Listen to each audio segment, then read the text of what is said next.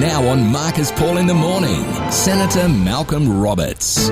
As we do each and every Thursday, we catch up with One Nation Senator Malcolm Roberts. G'day, Malcolm. How are you? I'm well, thanks, Marcus. How are you? Yeah, good, mate. Good to talk to you. Anzac Day, a very important day on our calendar, probably one of the most important. Yes, and it really symbolises the forging of our nation, doesn't it? Our nation officially began in 1901. Yeah. But Gallipoli and Anzac spirit was really the birthplace of Australia on the world stage. Well, absolutely, and at least this year, there have been restrictions or relaxation of COVID restrictions, which means that more and more people can take part, which is good news. But I didn't mind the way we commemorated last year at the end of the driveway and stuff. I thought that was a really good way of personalising it for people in suburban Australia. Well, it was a way of participating, that's for sure, but it wasn't as good as Anzac Day.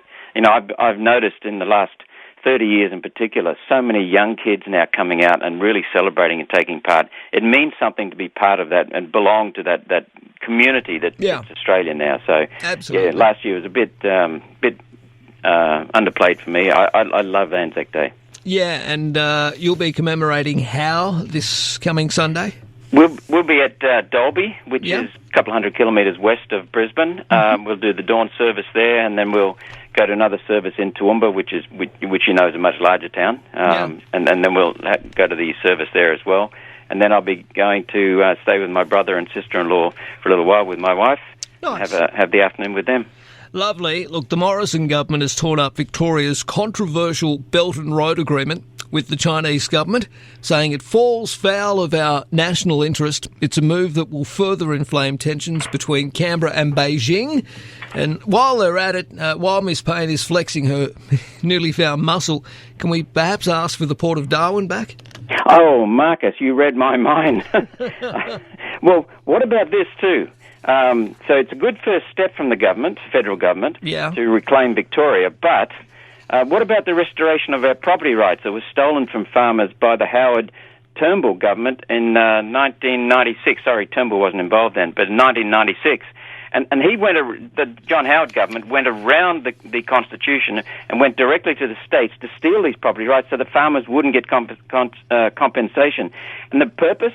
To comply with the UN's Kyoto Protocol. I am sick and tired of the federal government, Labor and Liberal and Nationals, all pushing the UN agenda, the Kyoto Protocol, the Lima Declaration, which savaged manufacturing, the Paris Agreement, on and on. We need to get our country back from the UN, and please, let's have our country back. All right, tell me about this Western Australian pipeline. What an achievement that was. So Anzac Day was the start of our nation on the world stage. But prior to that, even before our nation was formed in 1901, in 1896, the Western Australian Premier was looking for a permanent solution to the water supply in the Eastern Goldfields. Yeah. And he commissioned Charles O'Connor, who was a competent and innovative engineer, to build a pipeline. Now get this. This is, 124 years ago, 25 years ago, 1.25 centuries ago. It was to cover 566 kilometres from the coast inland into Kalgoorlie, carry 23 million litres of water per day over a lift upward vertically at the dam site on the west coast of 400 metres, 1,400 feet. Amazing. It was the longest water supply pipeline in the world, and that's still the case today. It was the first major pipeline in the world constructed of steel. It used more steel than any other structure in the world at the time, 70,000 tonnes. And this O'Connor was a proven engineer, but small-minded politicians ridiculed him and tried to kill it for political purposes, and they said it was too complex, would never work. Well, mate, listen to some of these figures. The benefits of the pipeline were immediately apparent, and it cost £2.5 million, which in today's money is $300 and something million. Yep. But in its first few years, it generated £25 million worth of wealth. Well, there and you today, go. It opens up 8 million acres of wheat cropping. That's almost half of the nation's wheat.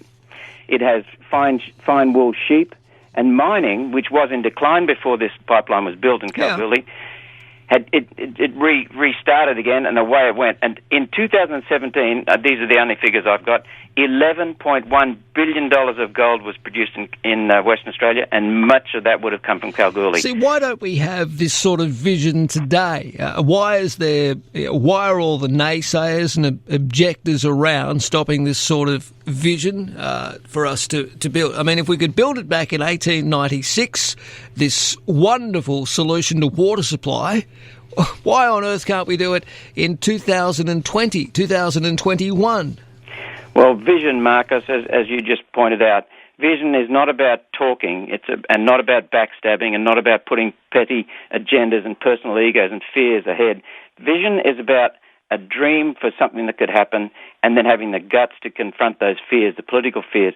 We don't have politicians today, with very few exceptions. We don't have politicians who will confront their fears, confront the naysayers, and stand up and really do what's needed for Australia in 100 years' time or 200 years' time.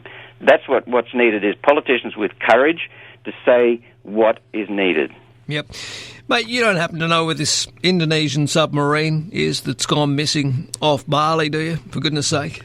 No, I don't, but perhaps we could ask the CSIRO, because the CSIRO was in a joint venture with the Chinese government to explore the coast between Australia and Papua New Guinea. Can you imagine that?